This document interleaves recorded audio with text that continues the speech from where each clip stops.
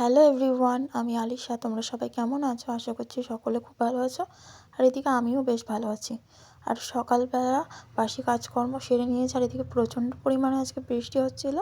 তো তারপর এদিকে ওই 10টা মতো বাজছে, তখন থেকে তোমাদের সাথে ভিডিওটা শেয়ার করছি। আর সকালের টিফিনে আমি ভাতটাই করেছিলাম, ভাত, ডাল সিদ্ধ, আলু সিদ্ধ।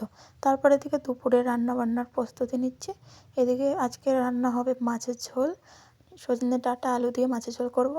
আর করব হচ্ছে আলু আর মূলো দিয়ে পালং শাক, আর তার সাথে বাঁধাকপি বাটা করব একটু। তো সেগুলোর প্রিপারেশান চলছে। তো চলো দেখতে থাকো। আর আমার মতো কে কে পালং শাক খেতে মোটামুটি পছন্দ করো অবশ্যই একটু কমেন্ট করবে। আর আজকে রুই মাছ রান্না হচ্ছে। মাছগুলোকে প্রথমে ভালো করে ধুয়ে গরম জল দিয়ে ধুয়ে নিয়েছি, তাহলে কি হয়, একটা আষ্টা গন্ধ থাকে সেটা চলে যায়। তো এদিকে ঝোল ফুটছিল, মাছগুলোও দিয়ে দিলাম। আর এদিকে বাঁধাকপি বাটার প্রিপারেশন কমপ্লিট। এখন শুধু মিক্সারে আমি এটাকে ঘুরিয়ে নেব। তারপর এদিকে স্নান করে নিয়েছি।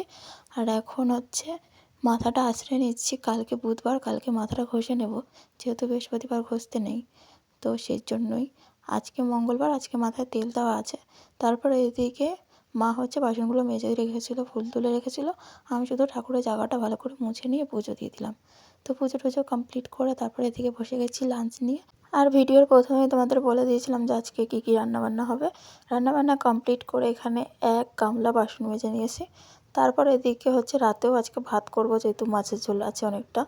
তো ভাতই খাবো আজকে, সেই জন্য এখানে চাল ভিজিয়ে রাখলাম। সকালে তো দুবেলার মতো রান্না করেছিলাম। তারপর এদিকে মা ভাতটা করে নিয়েছিল আর আমি সন্ধ্যা দিয়ে দিয়েছি। তারপর এখানে চা করে নিয়েছি, আর মা ভাত করেছিল, সেটাও একটু তোমাদের সাথে শেয়ার করলাম। আর এদিকে আগের দিন তো দেখিয়েছিলাম ভিডিওতে যে জামা কাপড় ভিজিয়েছিলাম, তারপর দেখি বৃষ্টি নেমে গেছিলো। আর আমি তো ভয় পেয়ে গেছি যে শুকাবে কি শুকাবে না। তারপর দেখলাম ওই 11টার মতো বাজে, তখন রোদ উঠেছিল। আর আমি 10টার দিকে কেচে দিয়ে এসেছিলাম, মানে মেলে রেখে এসেছিলাম। তো অর্ধেকটা শুকিয়েছে, অর্ধেকটা ভেজা আছে হালকা। ওগুলো কালকে একবার রোদ দিলেই শুকিয়ে যাবে। তারপরে এগুলো ঠিকমতো জায়গায় ভাঁজ করে রেখে দিলাম। এখন একটু পড়তে বসে পড়েছি। আর ভিডিওটা না বেশি বড় করব না, কারণ আমি নিজে না বড় ভিডিও খুব একটা পছন্দ হয় না আমার। তো আজকের মতো এখানেই রাখছি ভিডিওটা। আশা করি তোমাদের ভালো লেগেছে।